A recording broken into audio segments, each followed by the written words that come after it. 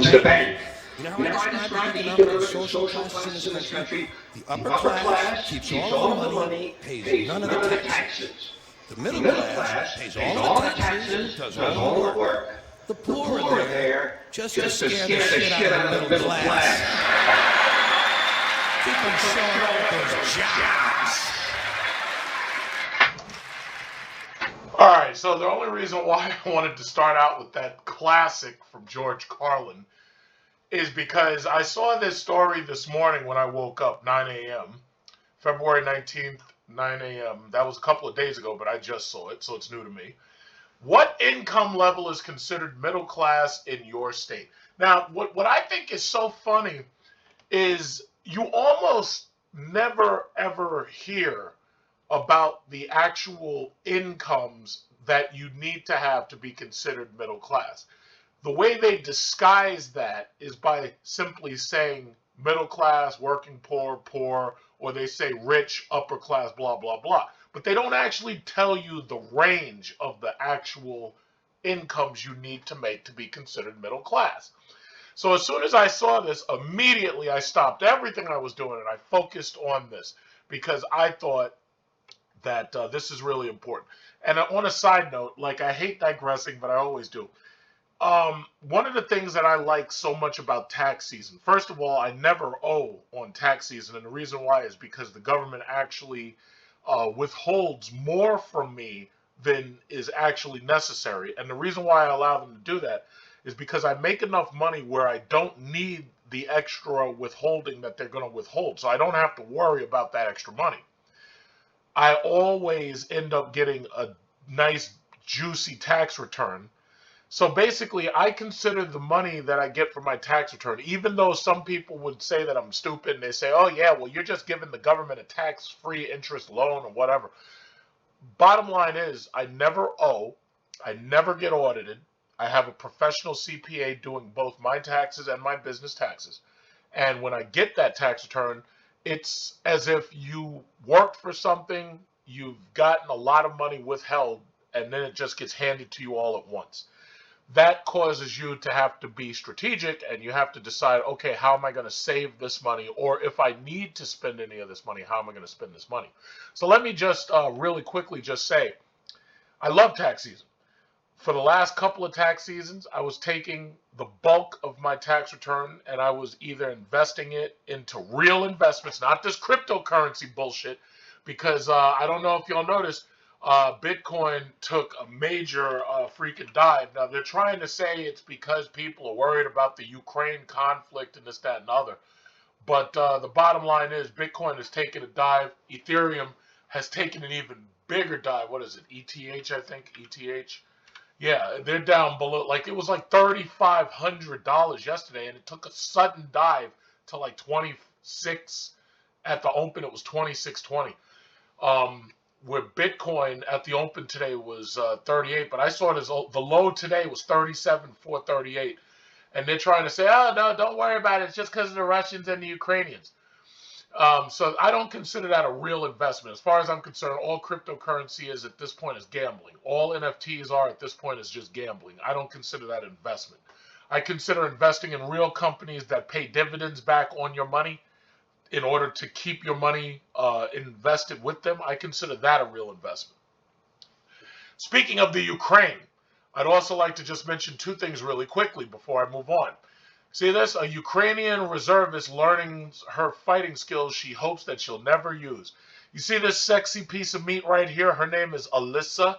And one thing you got to understand about both the Ukraine and Russia and a couple of other states over there, Latvia, they are filled with women and they have less men than they have women over there. So this is what the average one of their women looks like because they have to fight to make sure that their state stays up. This is the true meaning of a matriarchy right here. Ukraine is predominantly women because of those Soviet era, those Soviet era tactics, which basically put men in the most difficult, dangerous, dirty jobs. And a lot of those men went off to war to fight Afghanistan and this, that, and other, and they were fighting these other countries, these proxy wars.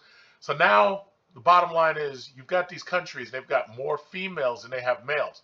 So if you're looking for a nice hot blonde who's not an American liberal feminist, but she may be a gun lover, you can always go over to Ukraine, or you can go to Russia after the blood in the streets dries up. You can go there and you'll be able to find a lot of these women on discount sale, just like Alyssa here. And Alyssa is just Alyssa, Israel, and what else? Alyssa, Israel, Ukraine, Latvia, Russian Federation. You can look it up on Google. There's a lot of these countries where the women far outnumber the men, and the women are conscripted soldiers, and they have to fight because otherwise the state will fall apart.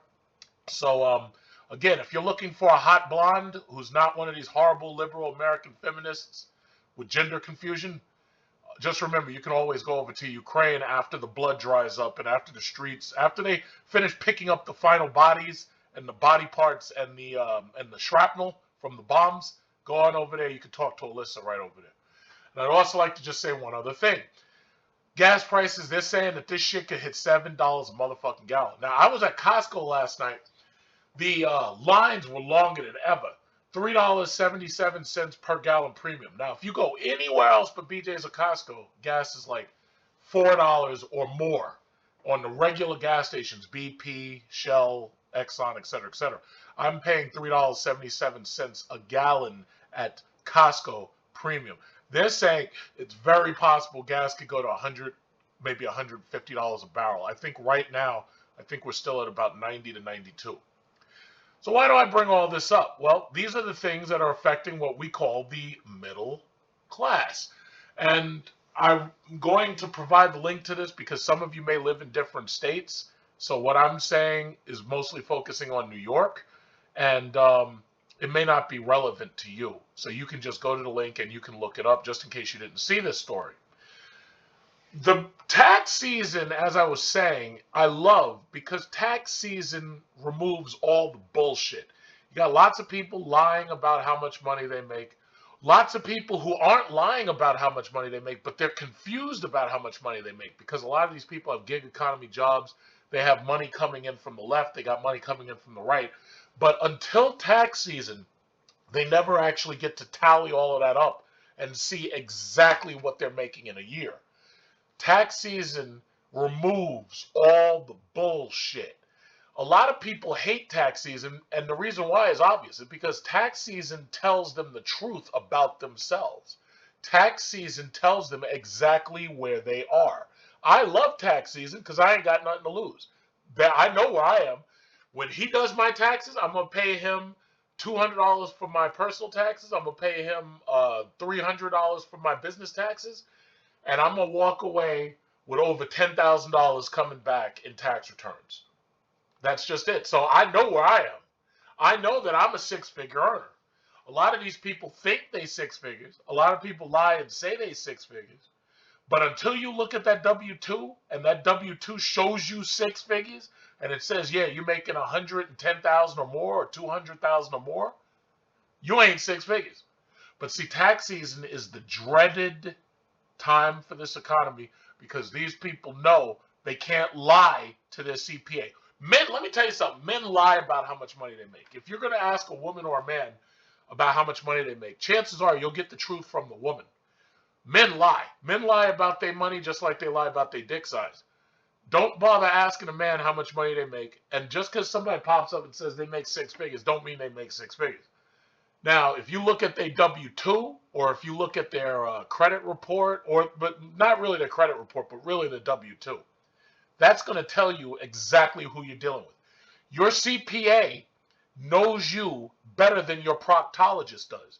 Just in case you don't know, a proctologist is that doctor who takes a gloved finger and sticks it right up your ass, and he's trying to feel around your scrotum and whatnot and check and see if you have any lumps because he's checking for testicular cancer, he's checking for rectal cancer, he's checking all of those parts of your body that you didn't even know you had. Like that little gap between your ball sack and your anus, that's what your proctologist is there for. Your proctologist knows you better than you know yourself.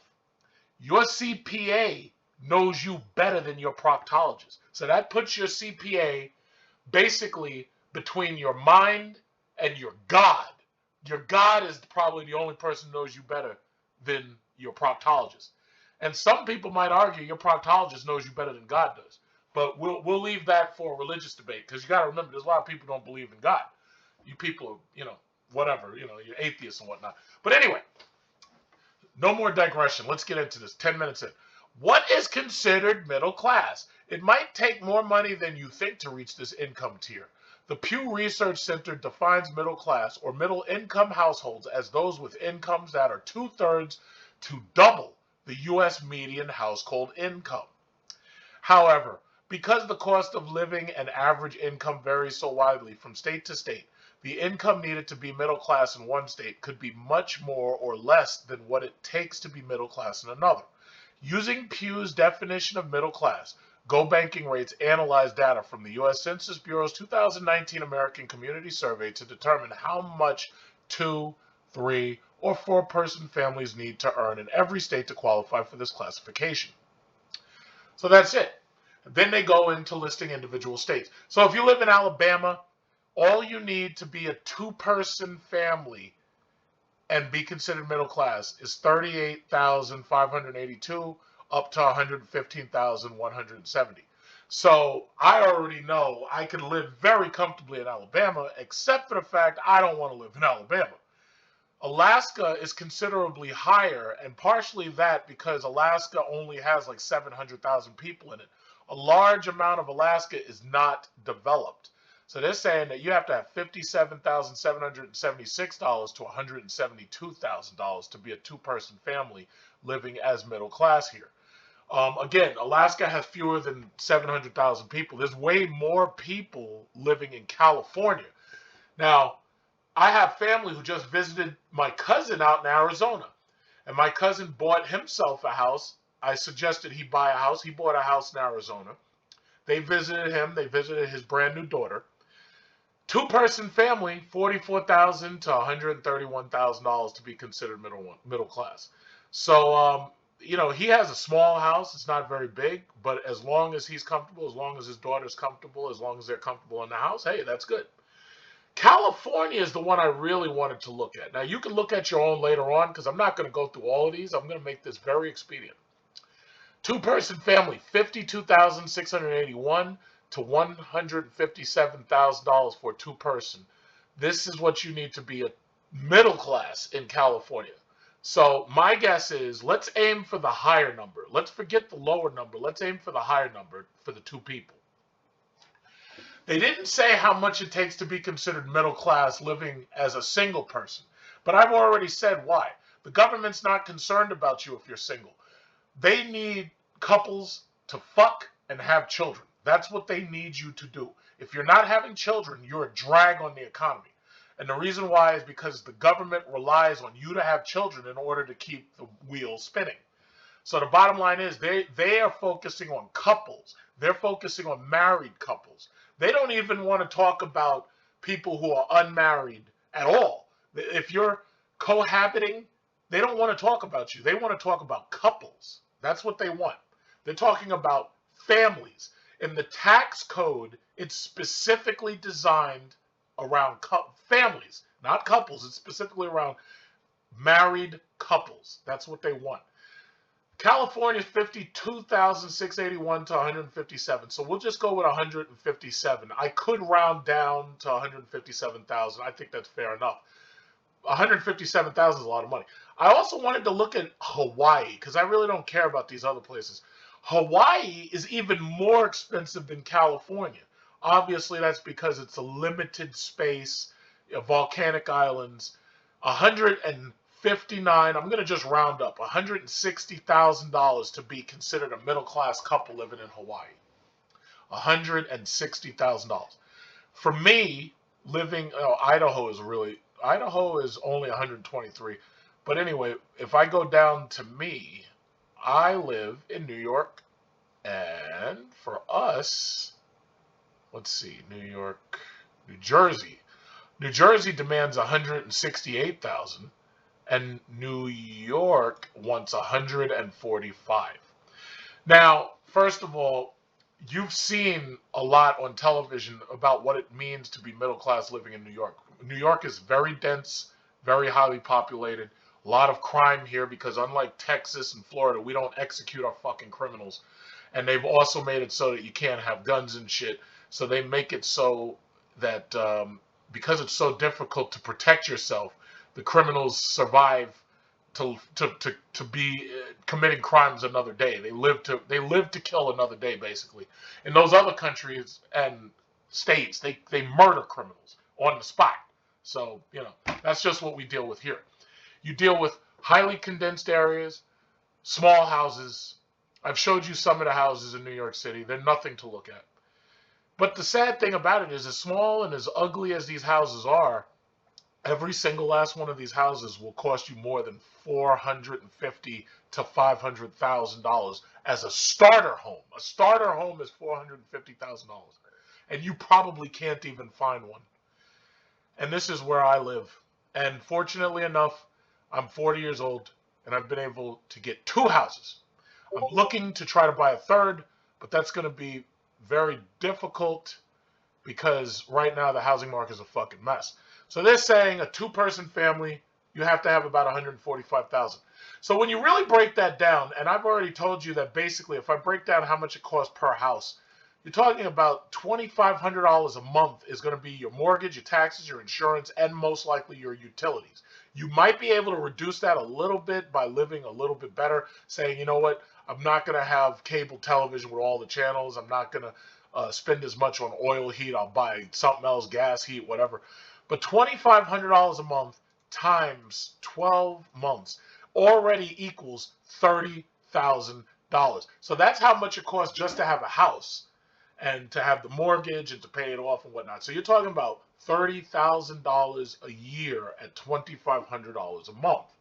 So when they're saying that it's $48,000 as a minimum, I would have to argue, I think you'd need to eat more than $18,000. And I'd also say that between eating, your clothing, and possibly anything else that you need for yourself, you'd be living so low on the totem pole that I can't go with the low number. If it costs $30,000 just to have a house that's only worth $300,000 at a $2,500 a month burn rate for all of your expenses for the house alone, I have to say that we have to look at the $145,000 and say that between the two of you, yes, if you have a wife or you have, specifically a wife, and you're a 2-person family, and between the two of you, $30,000 is nothing if you have $145,000 coming in, because after taxes, you're still left with more than $100,000. The tax is going to take about $15,000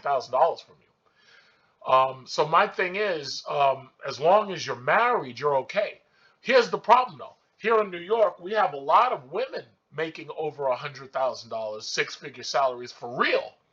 The problem is, men don't want them, so they are single. And as they're single, as I pointed out in the last couple of stories I did, more and more women, according to the stats, are buying houses on their own, not waiting to get married because the men don't want them. Either it's because they're lame, or it's because they're homely looking, or it's because the liberal feminism has made them anything but submissive and the men don't want them. And that's the sad thing about it. Don't hate me. I'm just the messenger. I'm just telling you what it is. I'm bringing you stats and numbers. Don't hate me. Don't call me a misogynist. Not that I care, because I don't really care. But I'm just saying, I'm bringing you stats and numbers, and I'm bringing you hard truths and facts. Facts, boys, facts. So this is just what it is. This right here is just what it is. So this is what it means to be middle class. Now, I am very, very thankful that I was able to learn enough about credit in order to make my credit a perfect 850 score and to still be able to maintain that perfect 850. I am thankful that I was able to understand that I was at war with the student loan industry, and it forced me to pay off all my student loans to the point where I have no student loans, so I don't live in debt. Wherein a lot of these people, they're going to medical school. My dentist had $300,000 in student loans. My dentist. My first house didn't cost $300,000. It was less. It's like $260,000. I paid less for my first house than my dentist is still paying off in student loans. That's sad. It's really sad. So my thing is, I was fortunate enough to be a millennial who was able to understand this system, go to war with this system, and beat this system to keep me out of debt and to make sure that my credit's high enough where when I walk into an office and I say, yeah, I want a new car, I want a new house, they can't tell me shit. I tell them what I'm going to pay. And guess what? If you don't like it, I'll just get up and I'll go to the next place. And there's nothing you can do about it. But they don't want that because if they know you got the money, they want to make a deal.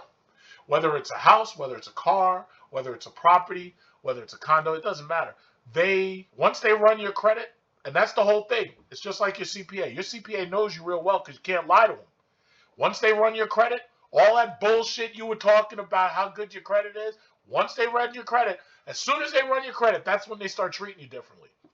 If they underestimated you coming in the door and they run that credit and they see your background, they see your credit report, they see your tax returns, why do you think that when you try to get a house, the first thing they asking for, number one, we got to run your credit.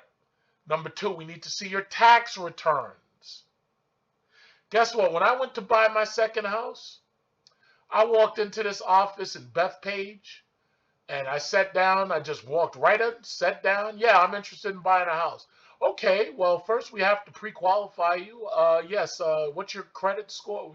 And I was like, yeah, is your credit high or is it low? Oh, my credit's perfect. I didn't even say high. I said my credit's excellent, perfect, flawless victory. So they're like, okay, we don't believe you, so we're going to have to run that credit. But, he didn't say we don't believe you. He said, yeah, well, okay, well, just give us your social security number. So I gave him the social security number. And they saw that fucking credit score come back. The guy looked like he was going to shit in his pants. He was like, how the fuck do you have an 850? How's that possible?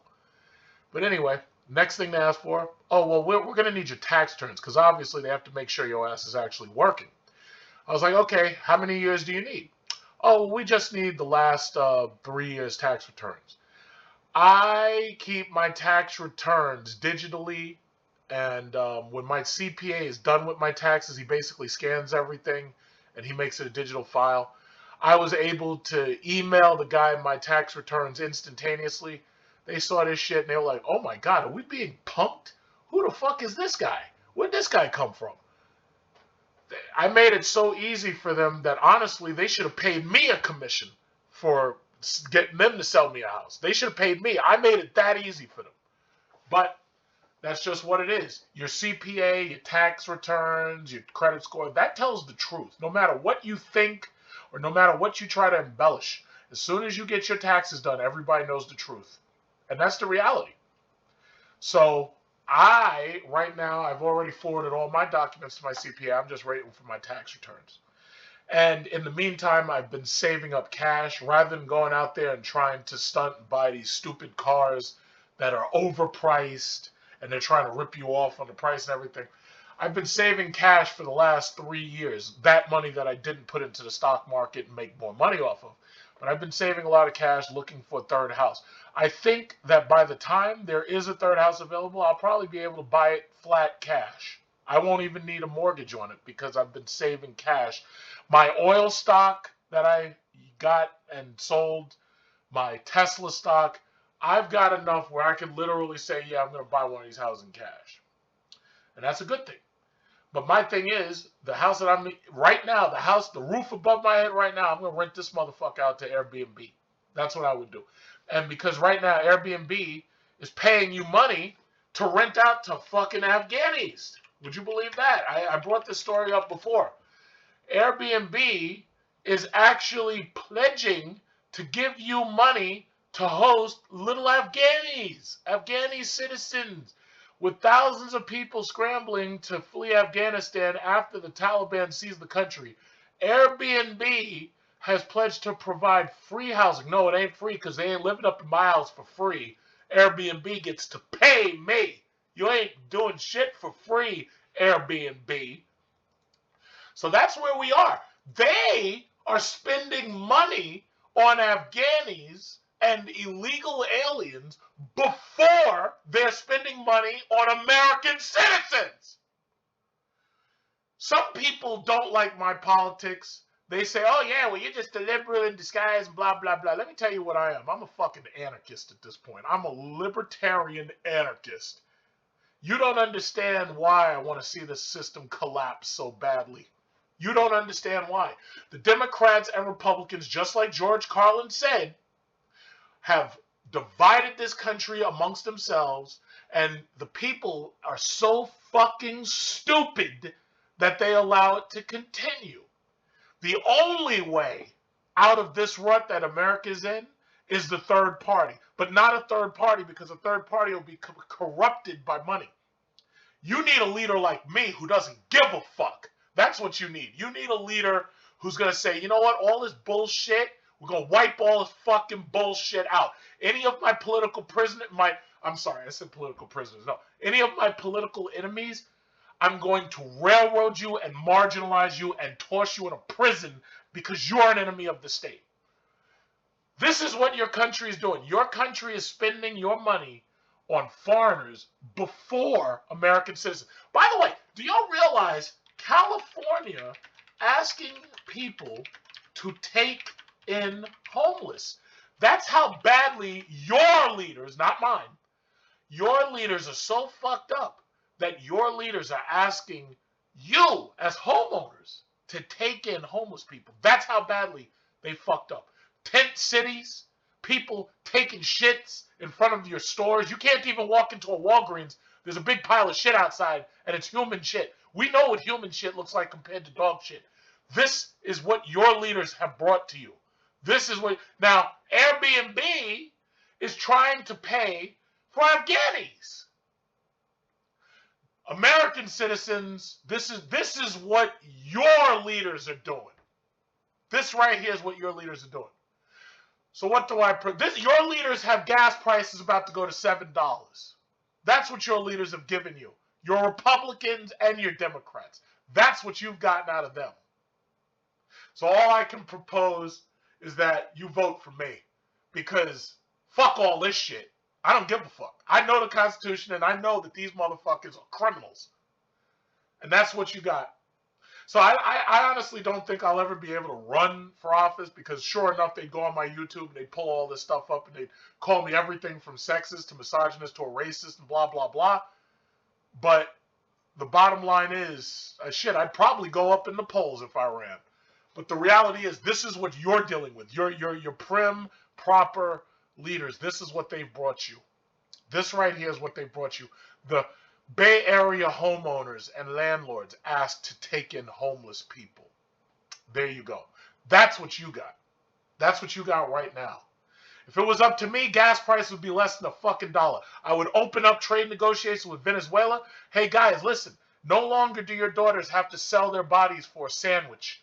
We're going to open up trade negotiations with you, stop the embargoes. We're going to pump your oil. I'm going to make gas prices $1 in America. Not shipping from Saudi Arabia. We're going to ship it from Venezuela. But your leaders, your leaders got your gas price at $7 fucking. That's what you got. That's what you got. That's what you got right there. Those are your leaders, not mine. I could give a fuck. That's what you got. Your leaders are getting Airbnb to host 20,000 Afghani refugees. Meanwhile, you're out on the fucking street. Am I wrong? Somebody please tell me I'm wrong. I want to hear it. I want somebody to say, oh, Big Truck, you're wrong. That's what I want. I want to hear it. I'm ready. I want to hear it. This is what your leaders are bringing to you. So, you know what? It's 29 minutes in. I said I wasn't going to be long, but somehow I always, end up at 30-minute marks. Okay, that's just what it is. So my question is, what are you going to do about it? What are you going to do about it?